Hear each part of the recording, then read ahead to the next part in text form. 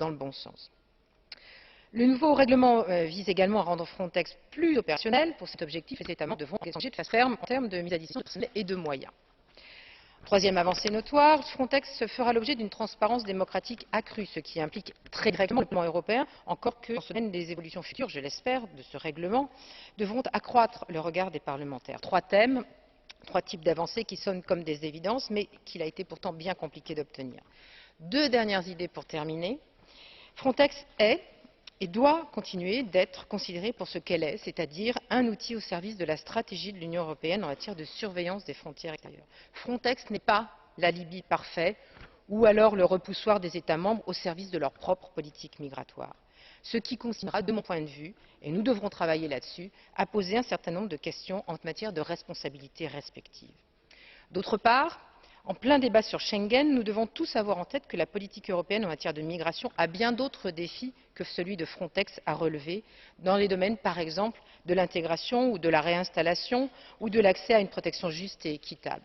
Sur ces sujets aussi, nous souhaitons que l'Union, dans toutes ses composantes, arbore la même volonté politique. Et ainsi pourrons-nous ainsi parler, je crois, d'avancer dans le domaine d'une Europe de l'asile et des migrations. Merci.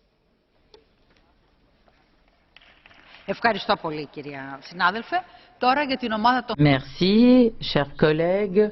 Au nom du groupe libéral, je donne maintenant la parole à Madame Wikström pour 2 minutes. Merci beaucoup, Madame la Présidente. Alors, Je suis très heureux d'avoir pu faire partie de l'équipe qui, de manière très remarquable, et je voudrais le remercier pour son excellente coopération. Comme vous le savez, Frontex n'est pas une ancienne institution.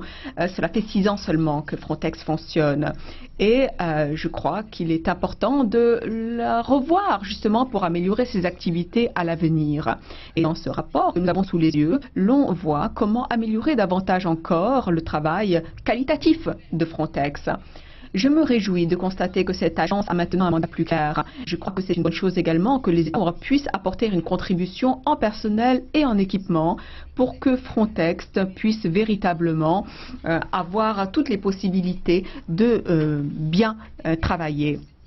Je crois qu'il est tout à fait positif que nous réussissions à respecter les droits de l'homme dans le travail de Frontex. Cela implique en gros que maintenant, une opération, s'il y a soupçon